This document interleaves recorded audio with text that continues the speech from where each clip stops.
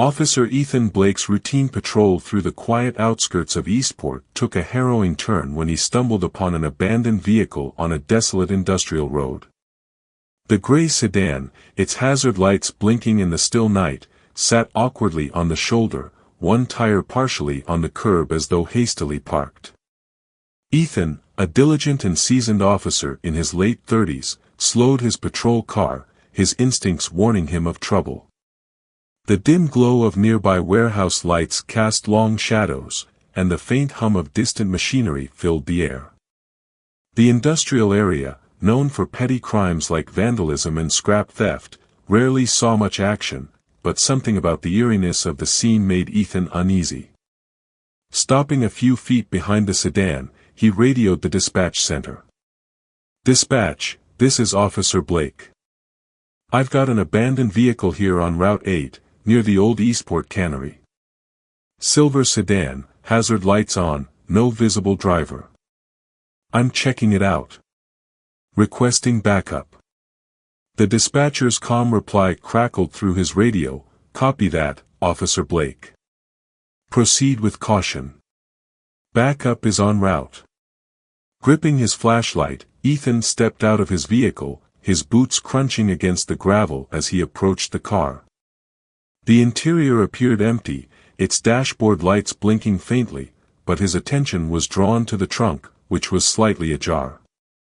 A faint metallic smell mixed with gasoline filled the air, twisting his stomach with unease. Years on the force had taught him that abandoned cars often hid grim secrets, and his gut told him tonight was no different. Taking a deep breath, he lifted the trunk lid. The beam of his flashlight fell on a sight that made his heart pound.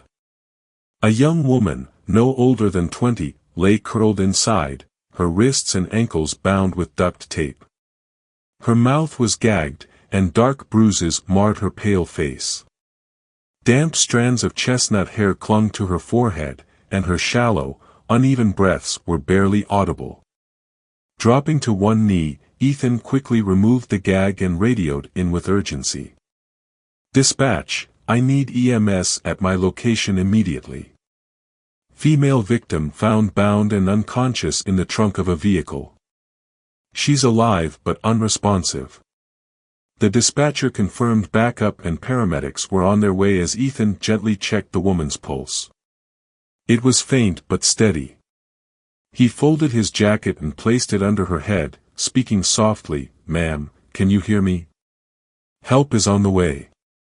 Her lips moved, barely forming a word. "Sophie," she whispered before slipping into unconsciousness. Ethan committed the name to memory, his determination to uncover the truth ignited. Moments later, flashing lights cut through the darkness as backup officers and paramedics arrived. The woman was carefully removed from the trunk and loaded onto a stretcher. One of the paramedics turned to Ethan. "Did she say anything?" Ethan nodded, "Just one word, Sophie." The paramedic jotted it down and assured him they'd do everything possible to stabilize her. As the ambulance pulled away, Ethan turned to his fellow officers. This wasn't random. Whoever did this left her alive for a reason. We need to process the vehicle thoroughly. A quick search of the car revealed little: fast food wrappers, an empty water bottle, and keys still in the ignition.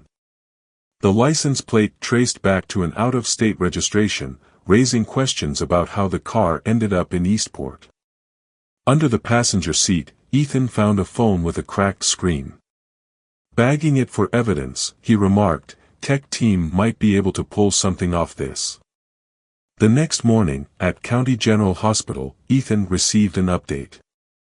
The victim, identified as Emily Dawson, was the daughter of Senator Henry Dawson, a prominent figure leading anti-corruption legislation in the state. The revelation brought federal agents into the case, complicating the investigation. As Senator Dawson arrived at the hospital, his anguish was palpable. "Find whoever did this," he demanded, his voice thick with emotion. Emily's fragile condition made questioning her impossible, leaving Ethan and Detective Nora Sullivan to piece together the puzzle. Forensics lifted partial prints from the trunk, linking the vehicle to Marcus "Slim" Carter, a small-time car thief with a long record of petty crimes. When confronted, Marcus admitted to stealing the car but claimed ignorance about Emily's abduction. He nervously confessed, "A guy paid me to ditch it. I didn't know there was someone in the trunk." The investigation shifted focus to identifying the man Marcus described, a white male in his late 30s with a distinctive tattoo of a spade and lightning bolt on his hand. Surveillance footage from a nearby gas station showed the suspect handing Marcus the keys, confirming the lead. Research into the tattoo connected the man to the Shadow Vipers, a gang with ties to a larger crime syndicate, led by an elusive figure named Vincent Drake. The syndicate's activities included extortion, human trafficking, and money laundering.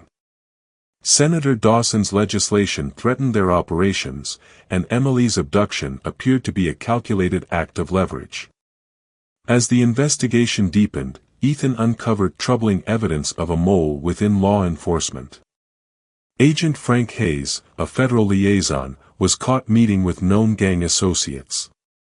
Using planted intel, Ethan and Nora confirmed Hayes was leaking information to the syndicate, enabling them to evade capture and destroy key evidence.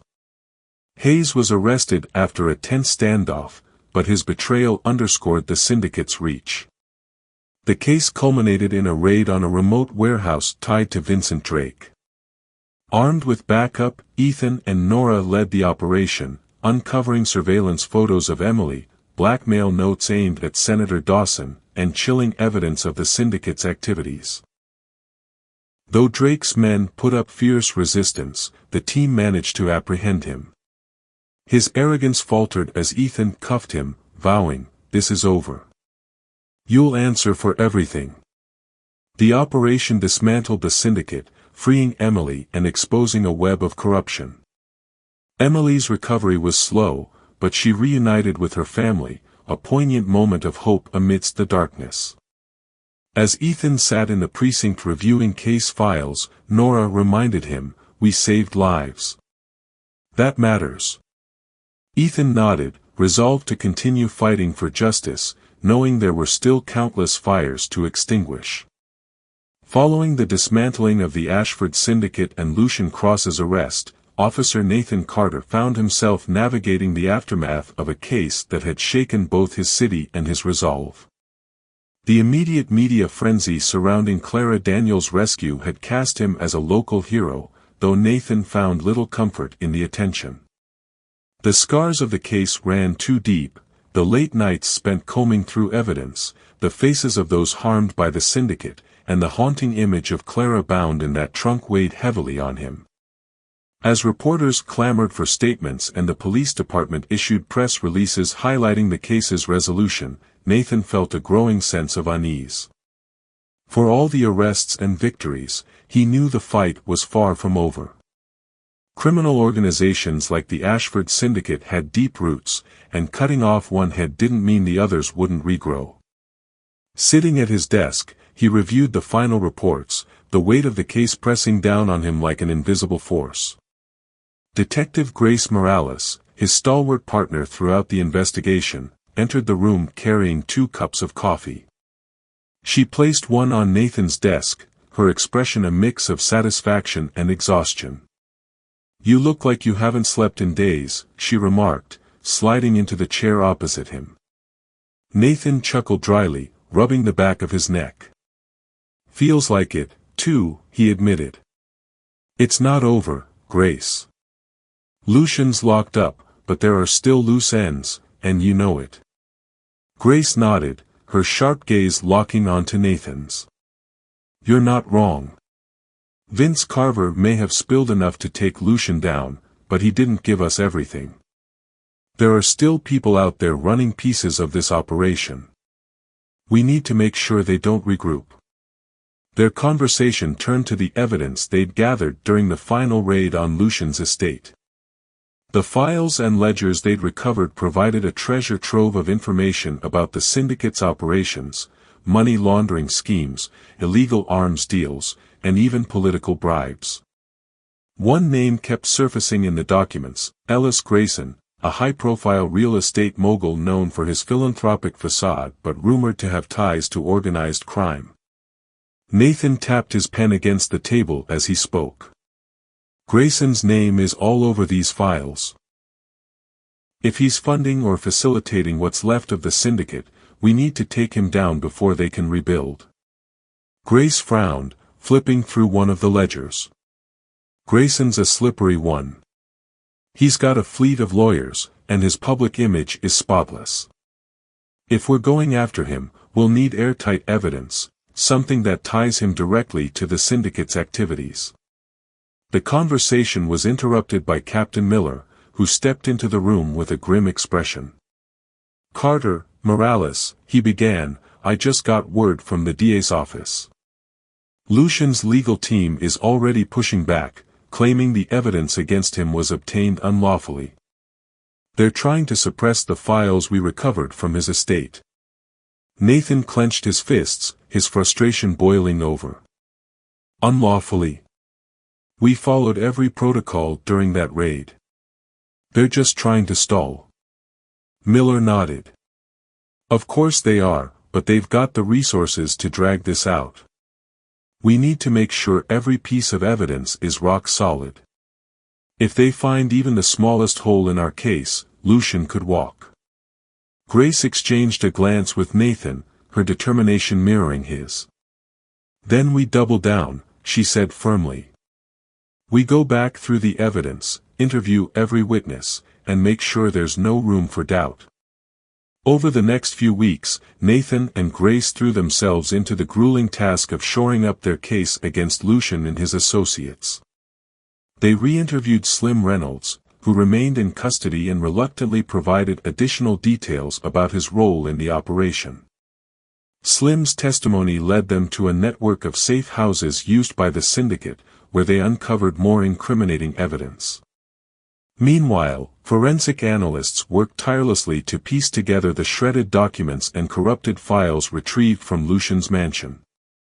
Each new discovery added another layer to the complex web of crime the syndicate had woven. Amid the mounting pressure, Nathan couldn't ignore the toll the case was taking on him personally. Long hours at the precinct left little time for anything else, and his relationships outside of work began to suffer. His younger sister, Melissa, left him a voicemail one evening, her tone tinged with concern. "Nate, you haven't called in weeks. I know you're busy, but don't forget to take care of yourself. We're all proud of you, but we miss you." The message hit him harder than he expected, and for the first time in months, he allowed himself a moment to reflect on how much he'd sacrificed in pursuit of justice. Grace, ever perceptive, noticed the strain on her partner and urged him to take a day off. "You're no good to anyone if you burn out," she said one evening as they reviewed surveillance footage. Nathan hesitated but eventually agreed, spending the following Sunday with Melissa and her 2 kids. The day was a welcome reprieve from the chaos of the precinct, and for a brief moment, Nathan felt like himself again. Still, the case remained at the forefront of his mind, and by Monday morning, he was back in the thick of it. The breakthrough they'd been waiting for came unexpectedly. A forensic accountant reviewing the syndicate's financial records discovered a series of payments linking Ellis Grayson to offshore accounts tied to Lucian Cross. The payments were disguised as charitable donations but were, in fact, funding the syndicate's operations. Armed with this new evidence, Nathan and Grace obtained a warrant to search Grayson's offices. The raid was a calculated move, conducted with precision to prevent Grayson from destroying incriminating materials. Inside, they found more than they'd hoped for, a hidden safe containing detailed records of Grayson's dealings with the syndicate, including emails and wire transfers that left no doubt about his involvement. As news of the raid broke, the public's perception of Ellis Grayson shifted dramatically. The once beloved philanthropist became a pariah overnight, his pristine reputation shattered.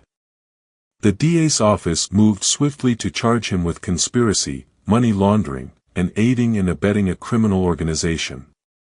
Grayson's arrest sent shockwaves through Fulton Heights, exposing the extent to which the Ashford Syndicate had infiltrated the city's power structures. Nathan and Grace knew they'd struck a significant blow against the remnants of the syndicate, but their work was far from finished. Lucian's trial loomed on the horizon, and the pressure to secure a conviction was immense. As the legal battle unfolded, Nathan found solace in small victories: the gratitude of Clara Daniels and her family, the dismantling of the syndicate's operations, and the knowledge that their relentless pursuit of justice had made a difference. Despite the challenges ahead, he remained resolute, ready to face whatever came next. For Nathan, the fight wasn't just about taking down criminals, it was about ensuring that those who had been wronged would have a chance to heal, one step at a time. The weeks leading up to Lucian Cross's trial were some of the most intense of Nathan Carter's career. Every detail of the case had to be perfect, every piece of evidence scrutinized to ensure the defense couldn't poke holes in it. The trial wasn't just about putting Cross behind bars, it was a public battle for justice, watched closely by both the media and a city desperate to see its criminal underworld held accountable. With Grace Morales at his side, Nathan spent countless late nights preparing for court, sifting through every report, photograph, and testimony they had collected. The pressure was immense, but failure wasn't an option.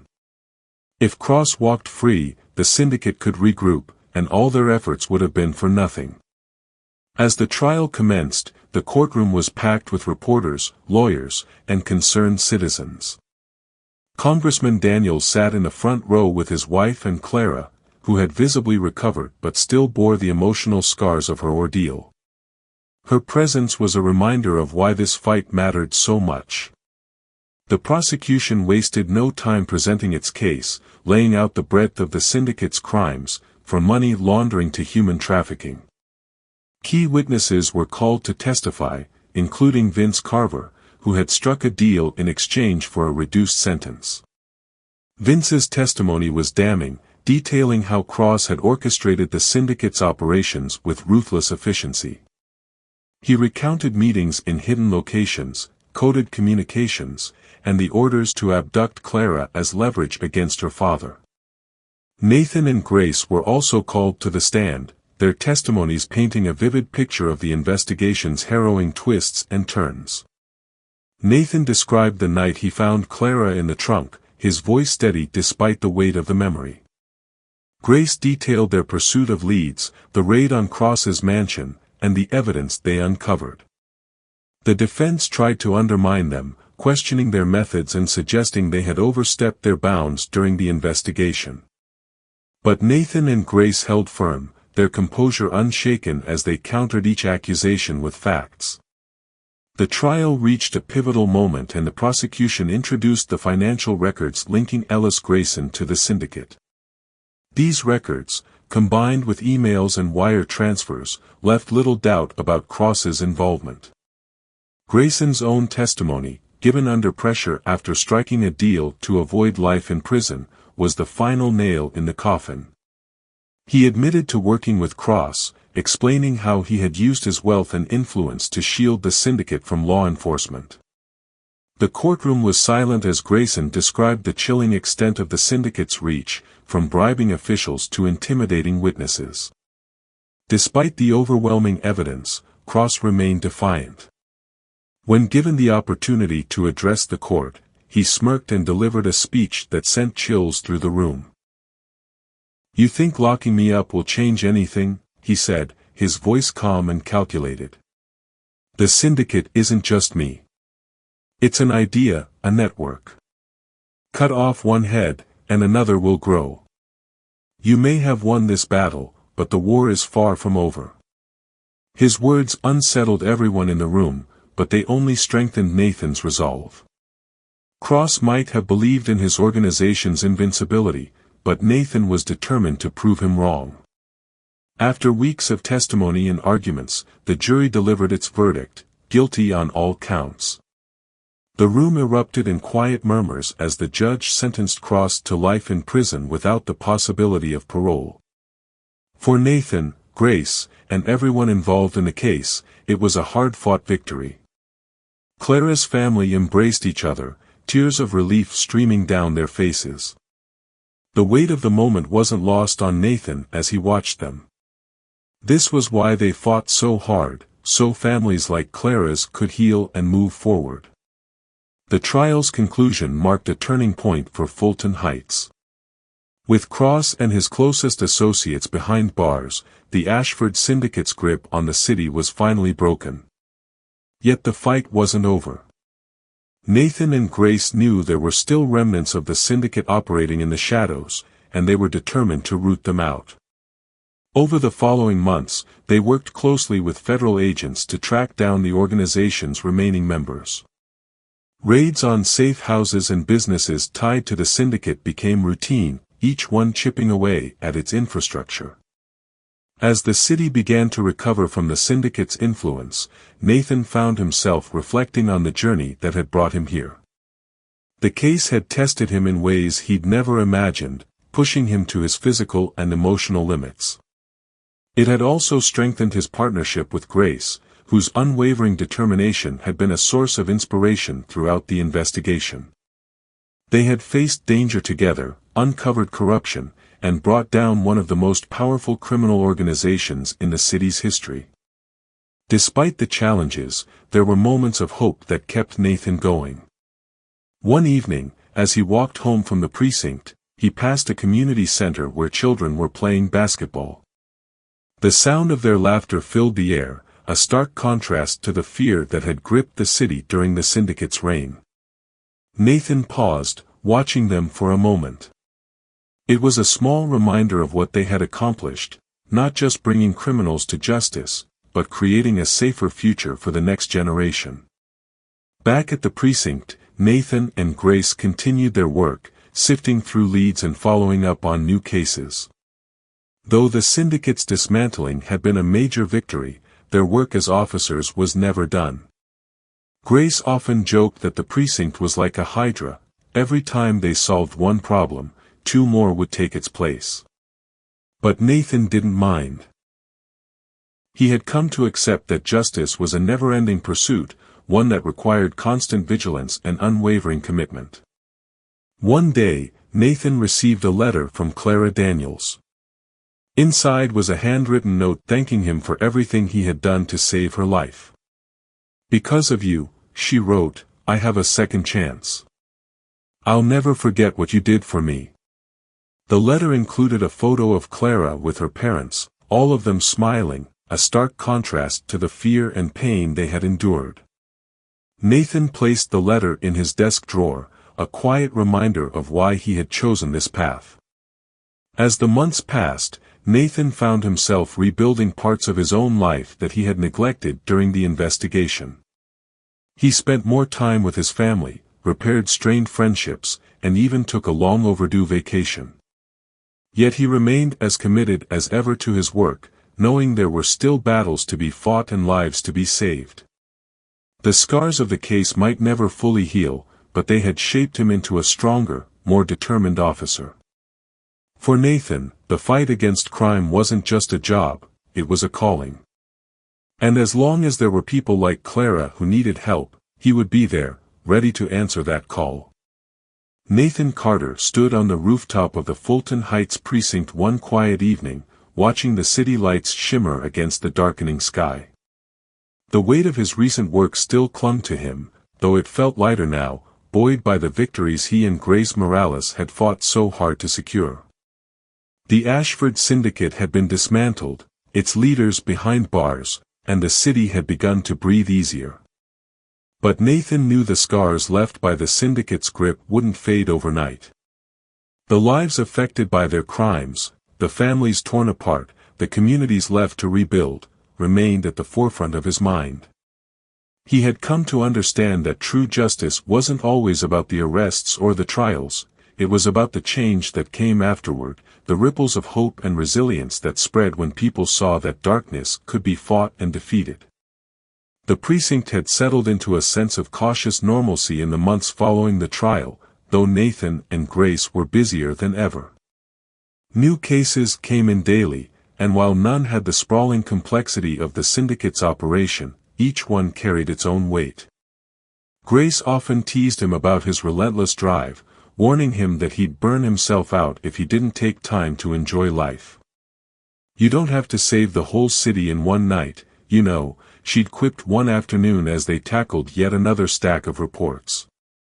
But Nathan couldn't help it. The work grounded him, gave him purpose, and reminded him that every effort, no matter how small, contributed to the bigger picture. One afternoon, a familiar face walked into the precinct, Clara Daniels. She was radiant, a far cry from the fragile figure Nathan had found in the trunk of that car. She carried a box of pastries, offering them to the officers with a shy but heartfelt smile. When she reached Nathan and Grace, she paused, her voice steady but filled with emotion. "I wanted to thank you both again," she said. "You didn't just save my life, you gave me a future. And for that, I'll always be grateful." Nathan felt a lump rise in his throat as he shook her hand. It wasn't often that they got to see the direct impact of their work, and hearing Clara's words reminded him why he had chosen this path in the first place. As Clara left the precinct, Nathan leaned back in his chair, watching her go. Grace nudged him playfully. "You're not tearing up, are you?" she teased, though her own eyes shimmered with unshed tears. Nathan laughed, shaking his head.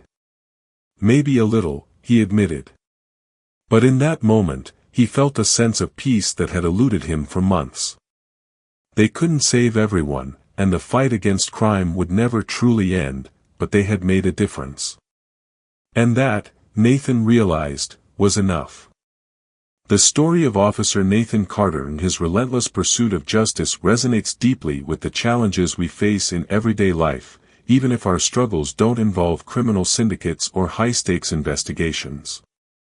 At its core, Nathan's journey is about resilience, purpose, and the impact of small victories.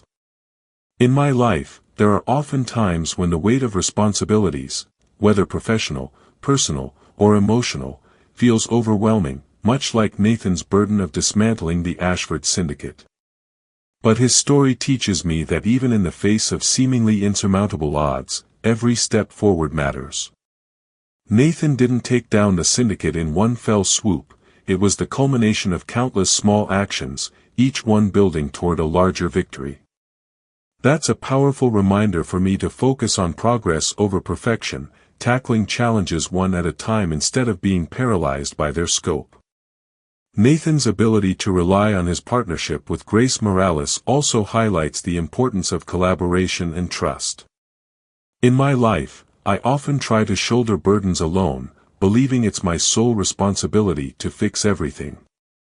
But just as Nathan leaned on Grace's insight, determination, and support, I need to recognize the value of working with others, friends, colleagues, or loved ones, who bring different perspectives and strengths. There's no shame in asking for help or admitting that I can't do it all on my own. In fact, it's often through collaboration that the best solutions emerge, as Nathan and Grace demonstrated time and again. Another lesson from Nathan's journey is the importance of balancing work and personal life. His sister Melissa's voicemail served as a poignant reminder that while his dedication to justice was admirable, neglecting his personal connections came at a cost. In my own life, it's easy to become consumed by work or other responsibilities, pushing relationships and self-care to the back burner. But Nathan's decision to reconnect with his family, even briefly, showed me that nurturing these connections is not just a luxury but a necessity. Taking time to recharge and spend meaningful moments with loved ones isn't a distraction from purpose, it's what fuels it. I need to remind myself that being present for those who matter most is just as important as any professional accomplishment. The story also underscores the importance of resilience and the willingness to persevere despite setbacks. Nathan and Grace faced countless roadblocks, from the betrayal of Agent Thomas to the overwhelming influence of Lucian Cross. Yet, they didn't let those obstacles deter them. Instead, they adapted, refocused, and kept pushing forward. In my life, when I encounter setbacks, whether it's a failed project, a personal disappointment, or an unexpected challenge, it's easy to let frustration take over. But Nathan's unwavering commitment to his mission inspires me to approach obstacles with determination, viewing them as opportunities to learn and grow rather than as reasons to give up. Finally, Nathan's story reminds me of the importance of celebrating small victories, even amid larger struggles. When Clara Daniels thanked Nathan and Grace at the precinct, it was a moment of clarity and validation, a reminder that their efforts had made a tangible difference. In my life, I often focus so intently on long-term goals that I overlook the significance of smaller achievements along the way. Whether it's completing a challenging task, helping someone in need, or making progress on a personal goal, these moments deserve recognition and appreciation. They are the building blocks of bigger successes and a source of motivation to keep going. To apply these lessons to my own life, I can start by breaking larger challenges into manageable steps and celebrating progress at every stage. I'll also make a conscious effort to reach out to others for support and to nurture my relationships with those I care about. When setbacks arise, I'll remind myself of Nathan's resilience and use them as opportunities to grow stronger. And above all, I'll keep in mind that every effort, no matter how small, has the potential to create a ripple effect of positive change, just as Nathan's actions ultimately led to the dismantling of the Ashford Syndicate and the healing of Clara's family. Life's battles may not always be as dramatic as those Nathan faced, but the principles of perseverance, collaboration, and balance are universal, and they're ones I aim to live by every day. Thank you for watching. If you have any comments, please comment below the video. Please subscribe to the channel to support us.